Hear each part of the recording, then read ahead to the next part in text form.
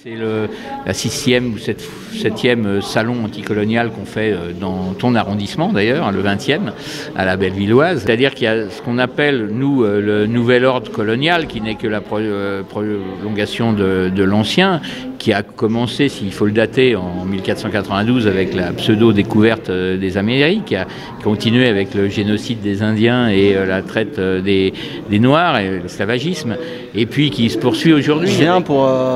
dans une démarche comme un peu un étudiant pour apprendre un certain nombre de choses, aussi pour échanger avec d'autres militants qui ont un parcours, une expérience et me ressourcer aussi également. Moi je viens aussi, je pense, pour m'informer parce que je suis conscient que j'ai pas toutes les clés en tête, quoi. Et je suis conscient que j'ai énormément de choses à apprendre d'autres personnes qui ont fait un plus grand parcours. Plus de réflexion déjà là-dedans. Ça sert au moins aux nouvelles générations de comprendre ce qui s'est passé, avant. Ce qui est plus difficile à expliquer ici, par exemple, c'est toutes les formes qu'utilise la France encore aujourd'hui pour conserver des formes de colonialisme. Comme le racisme structurel, institutionnel, etc., racisme d'État, et il y a des racisés qui en vivent les conséquences au quotidien. La relation France-Afrique, elle se reconfigure, même s'il y a des différences, mais merci des inégalités, ça reste un rapport de domination. Et donc il faut continuer à défendre ça dans ses conférences et dans ses expositions de livres, etc. Le néocolonialisme est bien connu. En ce moment, il continue et on le voit en Afrique, on le voit au Moyen-Orient.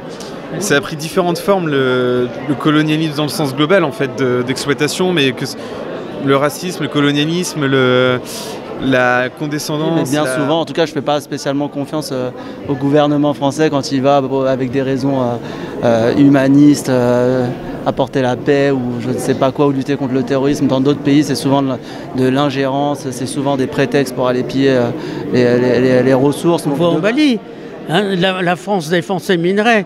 Elle ne défend pas les pauvres petits Africains, elle défend ses minerais. Le Mali, c'est le pays qui est le 3e producteur d'or. Le nord du Mali, c'est une réserve avec le Sahel de 80% des ressources d'uranium. Oui, il y a une nouvelle forme beaucoup plus discrète, beaucoup plus subtile. Bon, moi, ce que j'appelle le néocolonialisme, c'est tout ce qui est vraiment mené par les multinationales en premier lieu, c'est-à-dire et qui concerne en général des questions de ressources naturelles, donc les mines, les pipelines, tout ça. Après, au travers de certains systèmes comme le franc CFA, voilà, on voit bien qu'il y a des choses qui se passent, il y a une domination qui est faite. C'est le franc CFA qui est en cause là-bas, qui est la monnaie et cette monnaie qui est gérée dans tous les pays, elle n'est pas gérée par les pays, elle est gérée par la Banque de France. Le colonialisme, il est aussi, là je parle des ressources, mais aussi par exemple le franc CFA, quoi.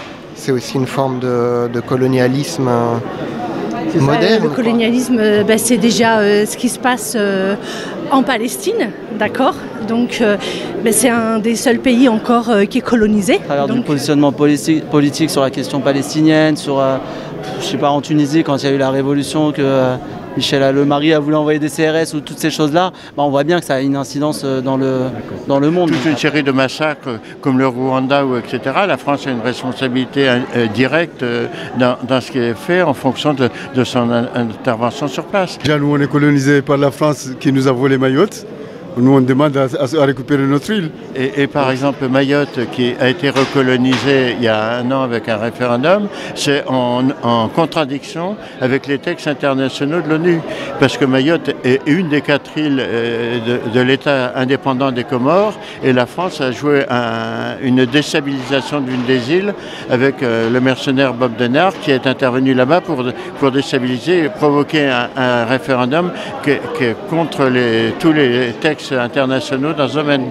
Heureusement qu'il y a des gens comme ça qui parlent de ça, parce qu'il y a une espèce de consensualisme dans les cercles, mais même de ma génération. enfin dans les études et tout. Depuis ce référendum, il y a plus de 30 000 Mahorais qui sont morts noyés autour de l'île de Mayotte parce que la France fait couler tous les petits bateaux de pêche qui servent. Parce que entre les 4 îles des Comores, qui sont distantes de quelques dizaines de kilomètres, il y a beaucoup de familles qui sont sur les différentes îles qui veulent se retrouver et donc qui vont avec les petits bateaux de pêche de l'une à l'autre. Et tout ça, c'est au bénéfice des marchands d'armes. Les marchands d'armes qui sont les bénéficiaires de tout ce qui se passe, hein, alors que ce sont des grands criminels. Qui entend parler le reste de l'année des Kanaks, des Sahraouis, des Palestiniens, etc. etc. Bon, là, vous allez au stand, vous regardez, mais il y a des Arméniens, il y a des Turcs, il y a des Kurdes, il y a des Kanaks. Je fais une thèse de doctorat sur des migrants d'origine camerounaise à Paris. Et les questions postcoloniales se posent beaucoup sur mon terrain, ce sont des militants, donc c'est des questions qui m'intéressent. Je viens aussi effectivement en tant que militante pour partager avec les autres militants comment on peut mieux s'organiser contre ces injustices tout simplement. Et maintenant reconstruire quelque chose qui soit dans notre idéal, c'est-à-dire l'égalité pour tout le monde. C'est super qu'il y ait des conférences comme ça qui permettent de montrer que les questions raciales, c'est important. Fais dodo, français mon petit frère.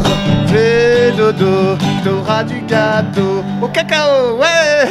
Fais dodo, française ma petite sœur. Fais dodo, t'auras du gâteau au cacao encore, ça perd l'hypopète. Wow. Ouattara est en haut, Gbagbo est en bas. Ils mangent dans les mains de François, de Nicolas et d'Emmanuel, tout en carton si tu savais pas. Oh, fais dodo, ivoirien mon petit frère. Fais dodo. Désolé, rupture de stock, la France-Afrique, on a mangé tout le gâteau.